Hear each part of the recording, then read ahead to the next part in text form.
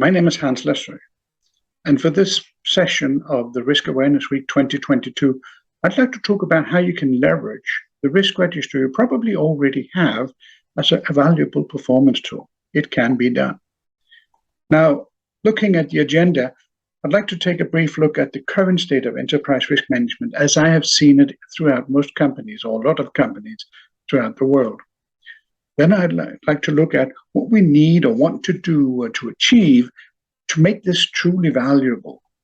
And lastly, how can we meet this aspiration? What do we need to do in order to get more value out of the ERM that we're doing? If you ask people around, risk managers in particular, and ask them how much value they think the ERM is to their management team, responses are pretty deplorable. They're not that good. And that, of course, is unsatisfactory. Looking at what we have already, many companies have systematic approaches to enterprise risk management. There's a defined process that's executed with a defined frequency, could be quarterly, half year, whatever. They collect data in a database or a system, some even an Excel spreadsheet, doesn't matter, but they collect data systematically and they provide a report which actually drives actions taken on specific risks. However, all of this is standalone. It's an add-on process, it's an add-on database, it's an add-on term that is used, and the risk report is a report which is discussed in its own right, not linked to anything. And basically, the approach is not very helpful to management, or rather often it is not. First of all, it's risk-focused, which is good when you're a risk manager, but it's bad when you're a general manager, because general managers look at performance. And if you do like this with your hands and say your right hand is your performance hand and your left hand is your risk hand, and you focus very hard on your risk hand, you can see the performance hand, but it's not very clear, and vice versa the other way around. And you need to fold your hands. You need to make sure that your risk management is linked to performance. And what I've also seen that the data that you have, the insights that you have in your enterprise risk management is generally not applied when you do business decisions. Cynically, it can be, and actually has been described as enterprise list management, because all of the focus is on managing the risks that are on the list, and that's it. Now, this is not a very good state to be in, but you have a risk register. If it looks like this, where likelihood and impact are defined as red, amber, green, or high, medium, low, or very high to very low, or 1 to 5, or ABCs, or anything like that, I can't help you. Sorry, we're way too far behind. You need, before you even get started, to define the likelihood as a percentage or a frequency. It can be a frequency that is higher than 1 or lower than 1 within whatever time frame you're working with, or a likelihood that it will happen. You will need to define that. And you will also need to define the expected impact in some way or form. It could be money if it's a financial issue, a lot of them are, but it could also be CO2 emission, it could be safety, it could be other kinds of metrics that you have for which you measure performance and measure the impact of risks. However, the good news is that most of the risk register I've seen over the past couple of years actually do use quantifiable figures. They have a likelihood, which is a percentage or a frequency. And they have an impact, which is the expected impact of the described scenario. Now, if you look at the risk 1002, for instance, the second one about vendor disruption, a 20% likelihood that it'll cost us 96 million. Where's the 96 coming out of? Well, it comes out of the description. A key vendor is unable to deliver and halts manufacturing for 4 weeks.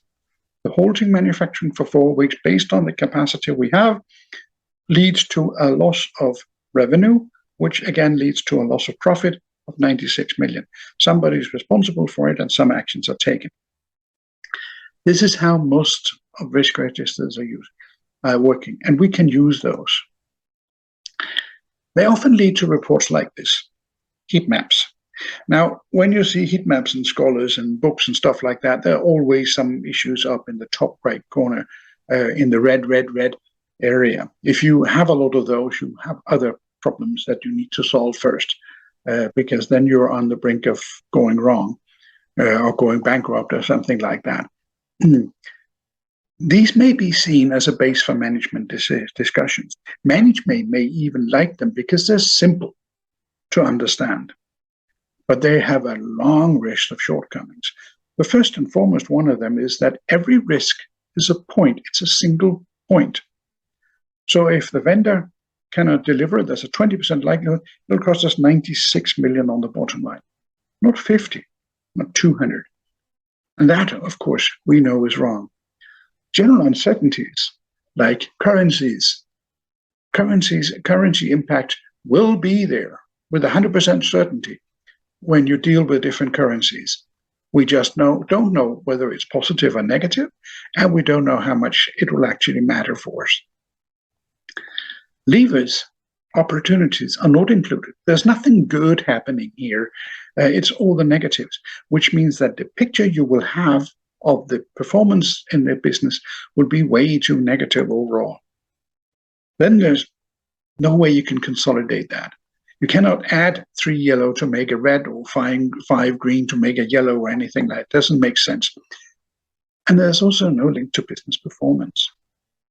This is focused on the risk overview and the risks that you have, but there's no link to business performance. And that means to the general manager, to the executives, to the board, this is useless. It doesn't help them make decisions of how to run the company or what to do to progress and prosper in the future. So currently, ERM is often a standalone process leading to a standalone reporting, which by and large helps absolutely no one, except, of course, it provides a job for the risk manager, and that may be an honest purpose in itself, but no. So now note, what do we want to achieve to make this valuable? Well, valuable risk management is something completely different than just traditional risk management. The purpose differs. It's not about protection. It's about tangibly enhancing business performance. Don't ever take the ball off of that and eyes off of that ball. It's about enhancing business performance. If you can't do that, you're not worth having in the company. But it has some consequences for the way that we deal with risk and work with risk management. First of all, it's not just about managing risks. Yes, it is about managing some risks, but not all of them. And it's also very much about enhancing business performance, changing the perspective into a performance-centric one. It's not about predicting the future. Everybody knows we cannot predict the future. Nobody predicted the Ukraine war. Nobody predicted a lot of people didn't predict the Brexit. Some people didn't prepare for the inflation that we've had or seen over the last couple of years. The fact that you haven't predicted the exact event doesn't mean that you cannot prepare for it. If you're vulnerable towards a specific country, look at what could jeopardize that, what could jeopardize you, what would happen, and then you can go backwards from that. It's a simple bow tie analysis. You can prepare for things you don't know what are. And this may be coming as a surprise, but it's not about eliminating or minimizing risks, not just anyway. Yes, for some of them, there are risks that are worth minimizing and some of them are worth eliminating. But it's much more about taking risks. And of course, taking risk intelligently. I mean, everybody can just browse out and go on and take risks left, right, and center. But if they don't do it intelligently, they will lose. This is about doing it intelligently. And then it's not about insurance or compliance. There are no business rules, so there are no insurance programs that can help or cover you up for bad decisions, stupid decisions, ill thought through decisions. And what we need to do, not need to be able to do, is to support bold decision making. And I put bold in there with the purpose. All the easy decisions are easily made. No worries about that. But in order to prosper, in order to move ahead in business. You need to be able to take bold decisions, and risk management can support you in doing that. My favorite quote in risk management comes from a racing icon, Mario Andretti. If everything is under control, you're moving too slow. That is true in business also. If you don't dare to take chances in your industry, you are on a certain, perhaps slow path to oblivion. That's not the place you want to go. You have to be able to take chances, and you have to be successful taking chances, and then manage the chances that you do take. And that's what valuable risk management is all about. Now, this changes the key approach to risk management in a lot of instances. No more standalone. It must be integrated. Hey, wait a minute. That's not new. That's part of the ISO 31000 principles. Yes, and yet it is so often overlooked. It is so often ignored. But you must integrate risk management in your business processes and with the way that you manage performance. It must be comprehensive and valid. And that's also ISO 31000 principles. Yes, comprehensive means it must include uncertainties and levers, positive risks that they would call it in the ISO. I just don't understand the term mentally. And it must be based on facts and data, the best insights that we have to make it valid. Loads of people, including Doug Hubbard, have proven that human estimates and guesstimates, if they're not trained, they're wrong. They're simply ineffective and inadequate in order to make decisions from. So you need the facts, but you do have the facts. Another one of the findings out of how to measure anything is you have more data than you think you have, and you need less data than you think you do in order to make valid enough decisions. Then you have to look at outcome in terms of ranges. Forget that if the vendor breaks down, it'll cost us 96 million. It will never be 96 million. It'll be something less or something more. And the problem is that most of these distributions are heavily skewed. They have very long tails. And the long tails, this one is not that long, but it could be some of them have very long tails. And if you have this very long tail and something out in the tail happens, then you're in deep trouble when you plan for or have mitigated for the most likely. And then it must support decision making. That is so important that it's written almost as on every page of the ISO standard. And even the COSO standard figured out, yes, risk management must affect decision making.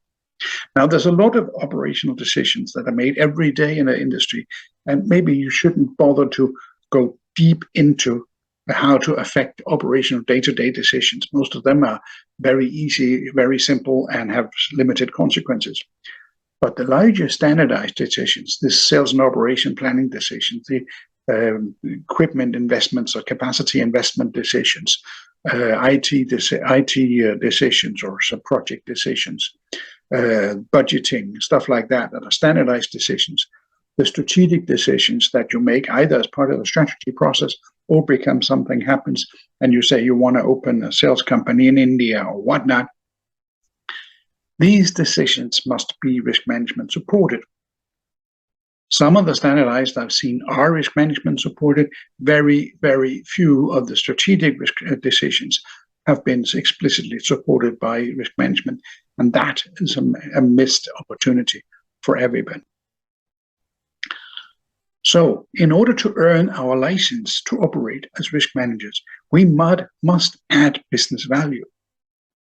There are limited resources, there are limited funds. Companies look at how to make money. We need to demonstrate that risk management process and the approach adds financial performance. It makes money for the company and helps generate higher profits in order to be able to be there. Now, we have some changes to the approach and we have some changes to the way that we're looking at risk management. How do we meet these? Do we have to start all over? That would be bad. I mean, we have all of this database that we've spent years and years and years to develop and grow, and we have a process about identification and assessment and asking a lot of people, and it's updated, and then have to leave it? No, we don't.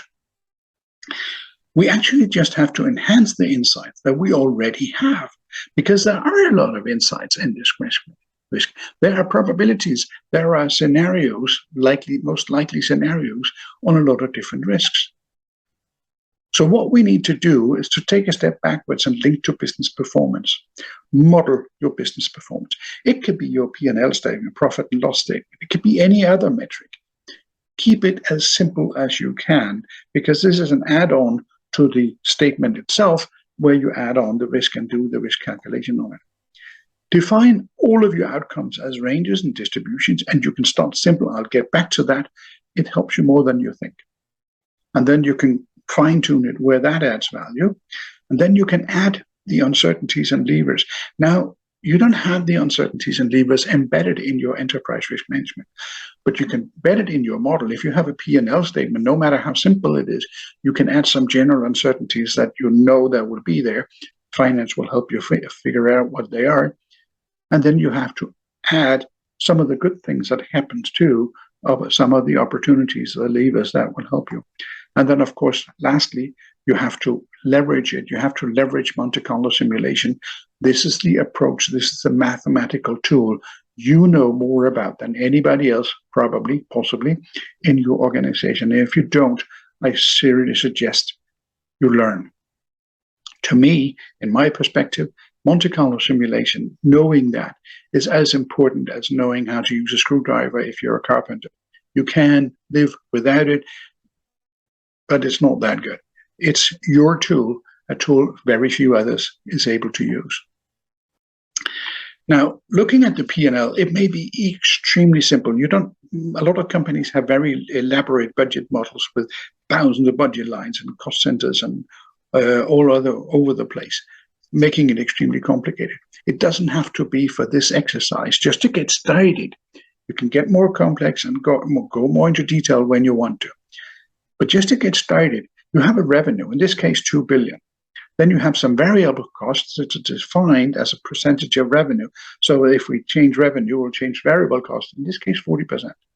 And then we have a budgeted fixed cost of 1,000, which means that we will have a profit of 200, which is 10%.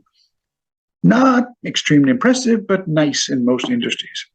These data are easily available from finance. The variable cost share may be something you need to ask for. It's not necessary. It's not the same as your cost of goods sold. It's easy to take that assumption that your cost of goods sold is something that you only have if you sell the products and stuff like that. It's not that simple, because embedded in most companies' calculation of cost of goods sold are things like rent and depreciation, which are not variable. Manufacturing management, which are not variable costs, procurement costs, which are not variable costs. On the other hand, there will be other costs like transport, logistics, inbound logistics within the company, and outbound logistics, which are very variable. There will be some sales and marketing costs. There will be even some of the discounts provided that will be variable costs. There could be sales costs that are variable because salespeople are making money out of how much they sell and stuff like that. But talk to finance people and you will get a pretty good answer. Does it have to be absolutely correct? No. Just have to be ballpark correct. You're starting this. It's just getting started. And then you change your risk register. And there's a number of changes in this one. I've just taken the two first here. First, we categorize. This is a type of risks. Some of them are linked to revenue, known R. Some of them are linked to capacity, also to supply capacity. C, they will affect the revenue. Some of them are linked to variable costs, and some of them are linked to fixed costs. You can do more if you want. You can do less if you want. This is just my perspective on how to do it. Then you can see, if you look at the first one, the expected outcome is 100 million, but that's a bottom line impact. Now we had the 40% variable costs, which means that we have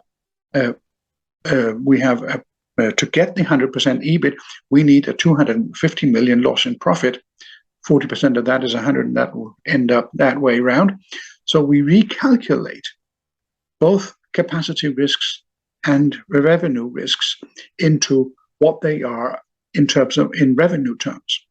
And then, because I want to make sure that it reduces sales, then it's negative, we reduce sales. So that's the second thing we do. The third thing we do is that I define a minimum and maximum. And I don't want to spend a lot of time going over 150 risks and define the minimum and maximum on each and every one of them. It's a huge task.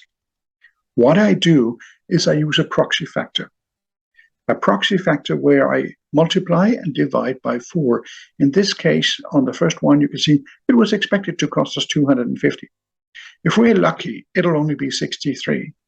If we are not, and it hits us hard, it could cost us 1 billion. Oh my God, it could.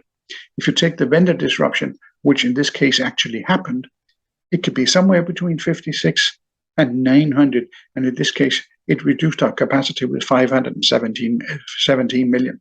Ooh, that's bad. But yes, it can happen. So you get the ranges out of this given as a part of it.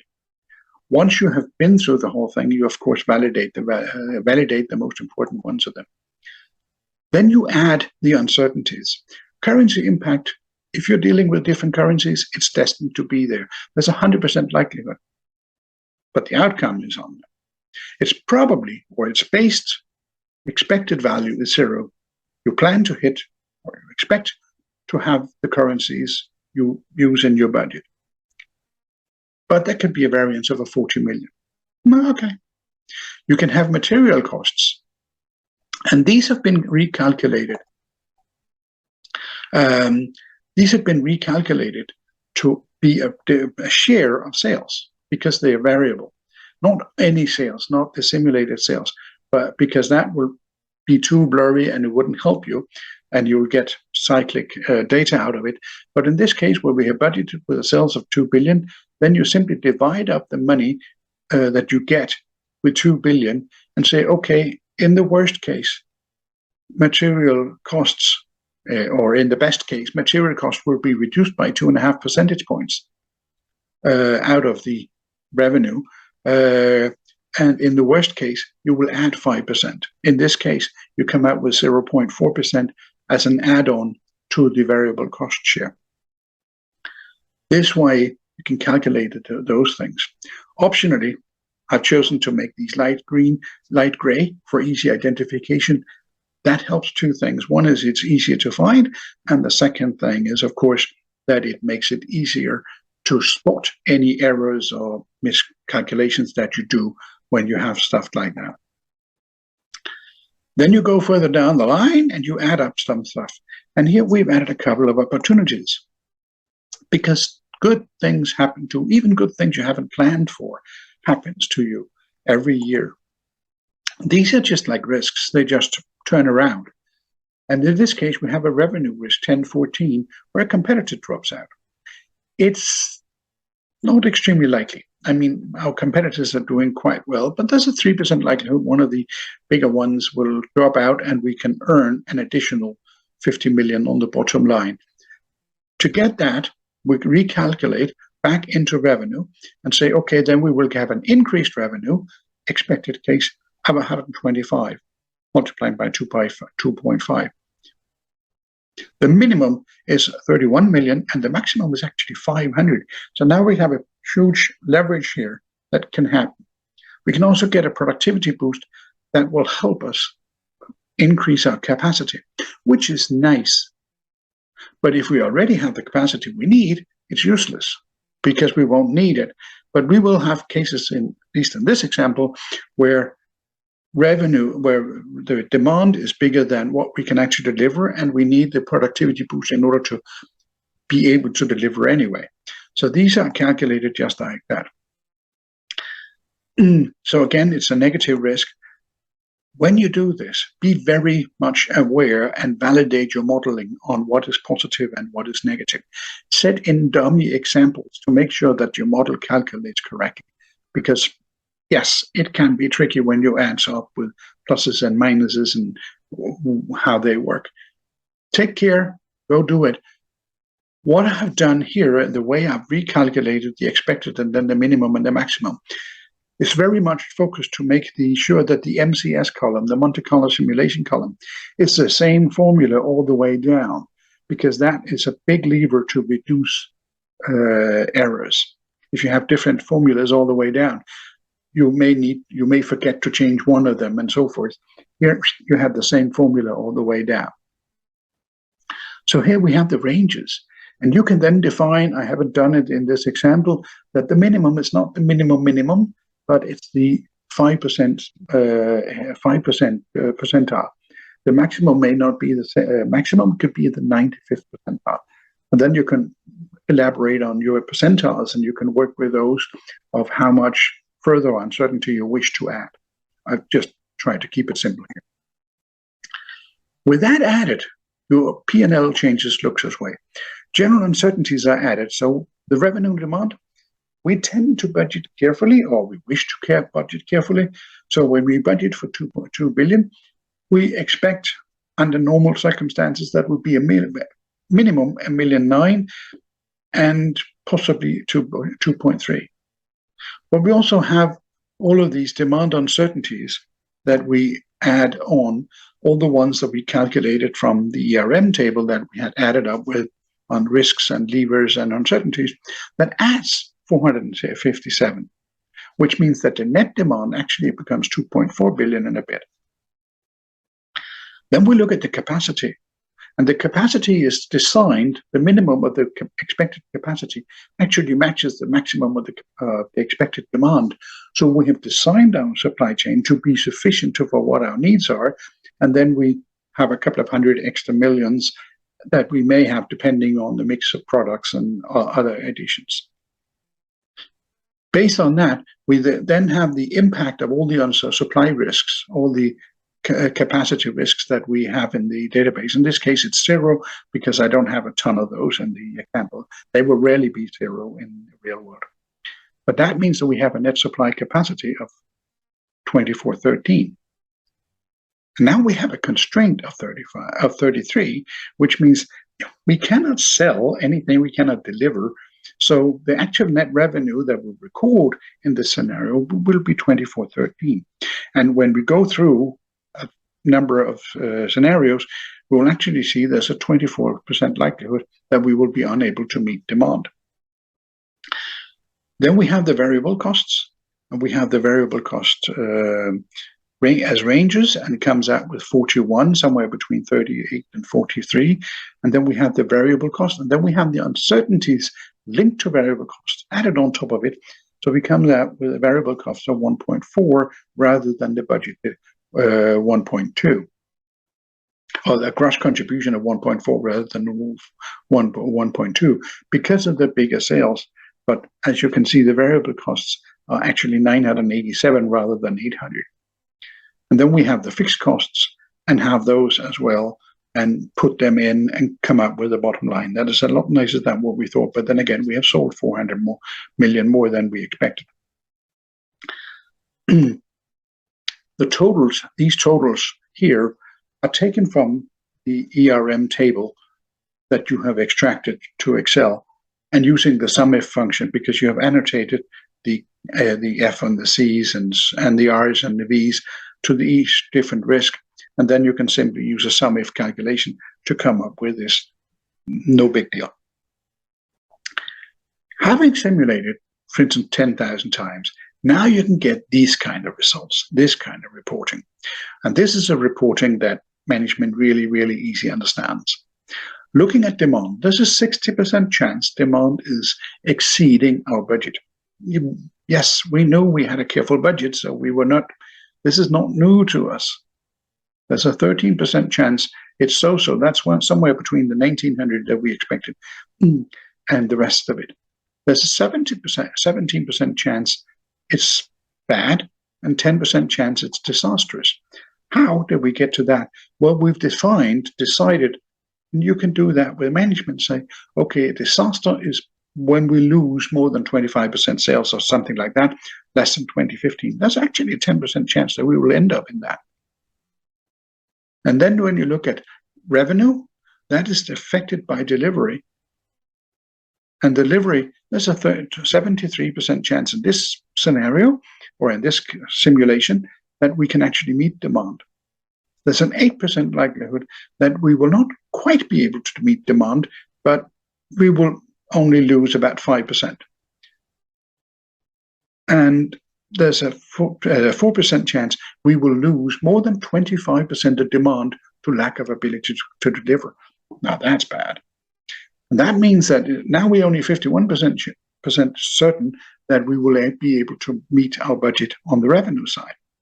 And then when we go down to profit, it totally screws off, at least in this example. Made up example, I have to say. There's a 31% likelihood that we will actually be able to meet our target on profits. There's a 19% chance that we will come up with an acceptable but not impressive result.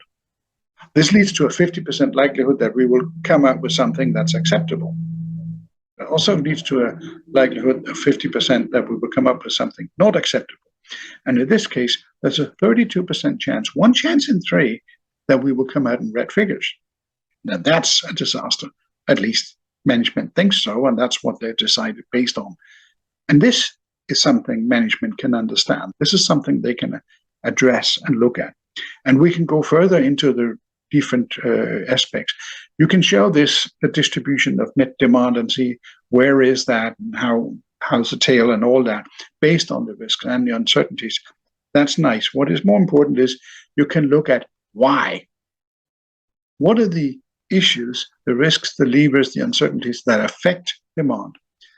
And actually we see the most important one is that we are caught on bad behavior, and based on that we lose revenue. Note on this chart that I have taken away all of the numbers. There are numbers behind this. There are numbers behind the width of the bar and the central point and stuff like that. But the math behind that is way too complicated, for me at least, to have to be able to explain to anybody. So a large bar means a big uncertainty and a big impact. A smaller one means a smaller impact. And let's leave it at that. So we can get caught in bad behavior. And yes, we can get a benefit because we've never had bad behavior, the average would move.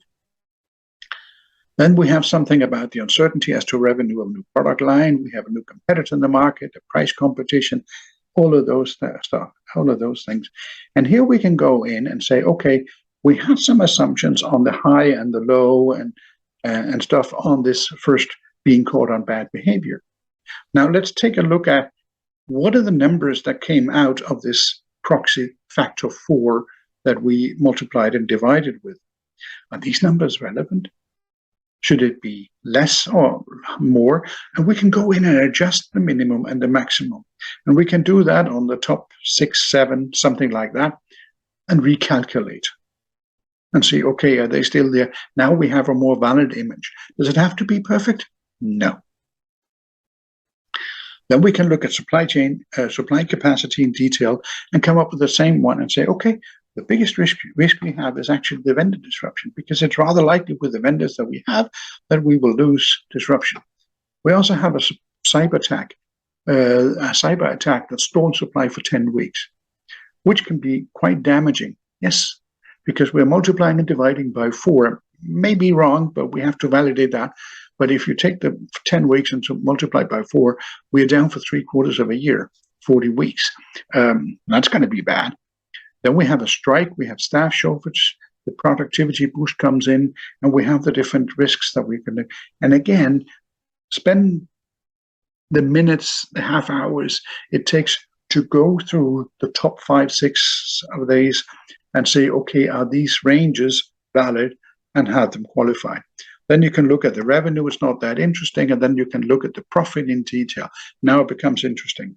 Why are we not making the money we plan to do? The most important one, bad behavior. Probably if this one is valid, it will actually impact all the way through if we do it in the first point. But if this one is valid, we probably need to strengthen our ethics program and our compliance issues. Because if we are that likely to lose that much revenue because of bad behavior, we need to do something. And then look at the third one. Projects are overall unable to deliver targeted savings. What are the risks behind that? Are we pushing the organization too much? Are we having too optimistic targets? Stuff like that. You can break it down and look at each and every project if you have project risk management and look at, say, what's your top 10 or top 50 project portfolio? What is the outcome of those? Will it be able to deliver the savings? So here you get the different elements that impact your project, and most of them, I have to say, are risks in this case. And then you can do the fun thing of matching revenue and profit, because we know, and we can see it from here, revenue and profit are interlinked.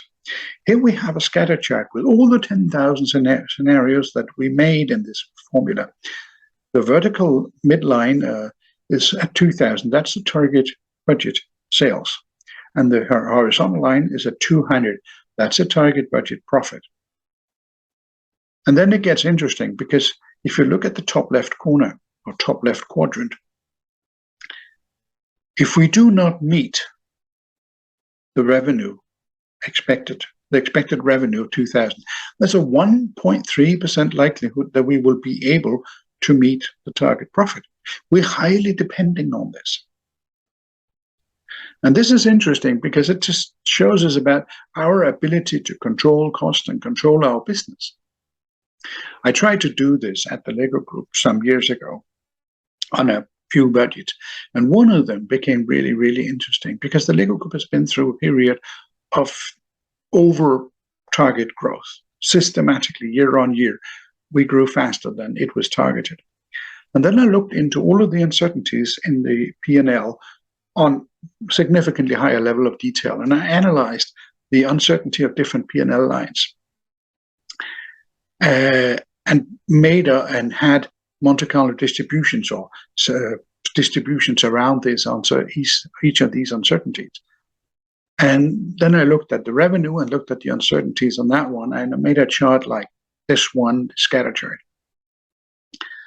And my first finding was astounding. The top left quadrant was empty. I looked closely at it. I looked at the scenarios, 10,000 scenarios. It was empty, totally empty. I mean, it was not even one. It was totally empty. That was strange. I went through the data. I went through everything I did, verified that it was correct, and then I ran 50,000 scenarios. There was not one that was up in that quadrant. Now, this was interesting. So I took that image out of the 50,000 and I made a special report to our CEO or CFO and say, dear sirs, I've looked into the budget and our general budget performance, and this is how pregnant we are. This is how depending we are on selling more than we actually target. If we only sell what we target, there is no chance whatsoever that we will be able to deliver the profit that we're supposed to do. Unless, of course, we significantly change the way we manage the company and are ready to change the way we be very explicit. If we're getting close to target revenue, then we have to tighten our ropes quite significantly, and you have to do that fast. They both thanked me for doing it. It never became relevant because we kept growing, but that's a different story. Now, these kind of things add value to a management discussion. There's a strong focus on performance. I'm not talking about risks here. I'm talking about performance. It's linked to specific targets on demand, on revenue, on delivery service, on profit. The graphic is based on what is good, what is bad, what is disastrous. You can have management decide on that, but it's talking business language. We know it's as likely that will come out negative than it is that we meet budget. That is very, very reasonable for them. They can use that. It's not limited to be financials. You can have all kinds of targets in here. If you have a target on CO2 emissions, you also have risks on CO2 emissions, and you can calculate those based on their own merit, based on their own KPIs, and leverage that and have a chart just like that on CO2 emissions. How likely is it that you will meet CO2 emissions? And it doesn't have to be. This is cases on the budget, and that's nice. but you can use it for any strategy. Take the risks that you have, all the risks on the ERM database, and say, for this strategy, these 25 are relevant. Okay, let's add these 25 to the risk database of the strategic project, of the decision, whatever we are, link it up to the targets and figure out how it will affect our meeting those strategic aspirations. This management understands. So, to recap some of the twists that we need to do to create this. First of all, you have to extract your ERM data to a spreadsheet. Some of you will already have your ERM data in a spreadsheet. Others will have some kind of IT system that can do that, that have those data. But those systems generally cannot calculate. There's a few of them that can do monte-carlo simulation, but link it to the budget, then you're dead. So you need to extract that. Then you include a sheet where you have your performance calculation. And it could be more than one. It could be your budget, your CO2 emission, whatever calculations that you have, whatever KPIs you have. And then you ask management to define what is good, what is so-so, but acceptable, and what is unacceptable.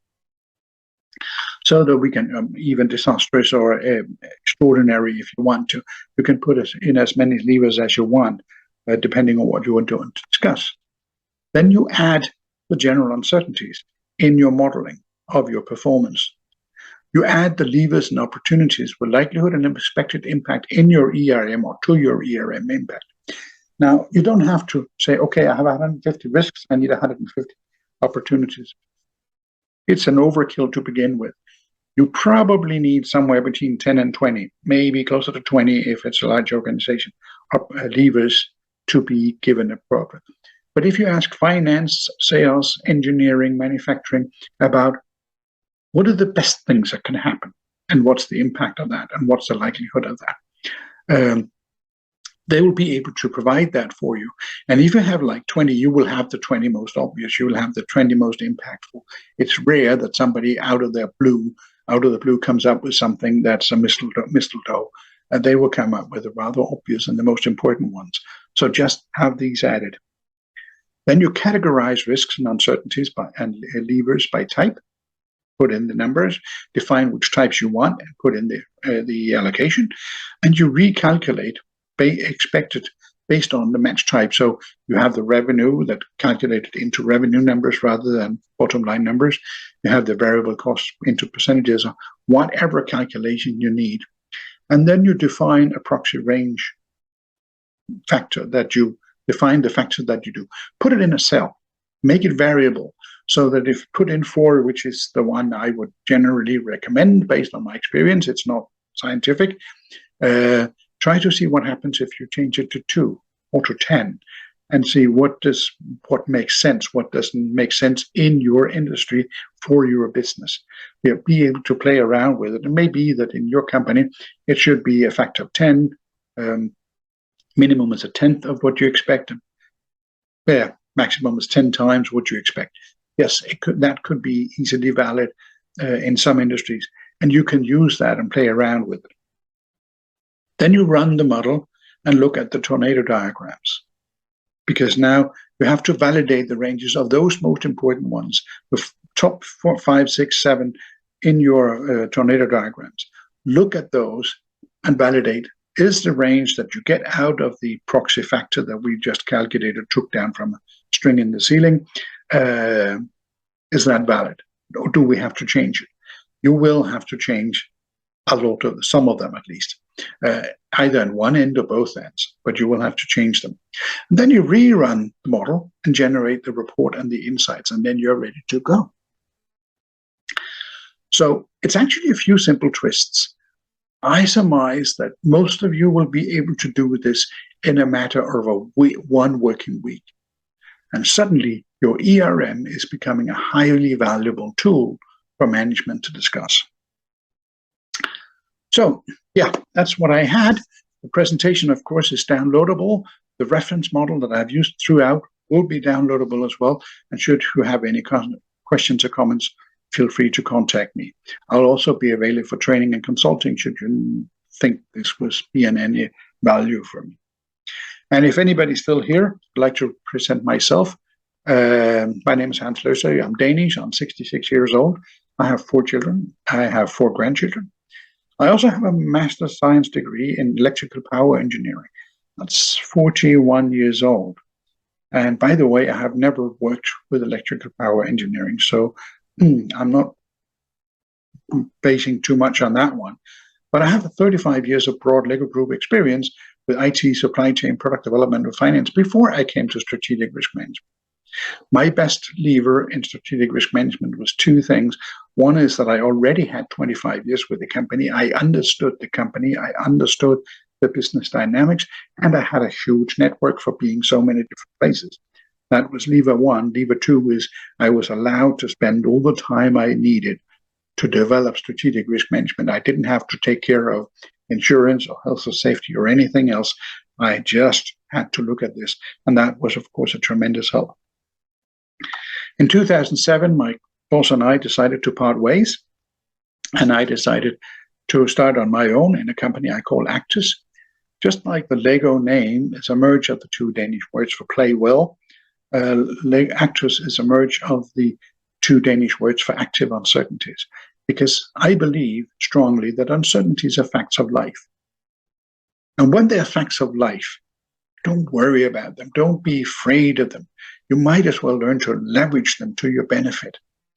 And in a volatile world, maneuverability will be a competitive advantage. Being able to act on things faster than your competitors will be a competitive advantage. And that's where I want you to go.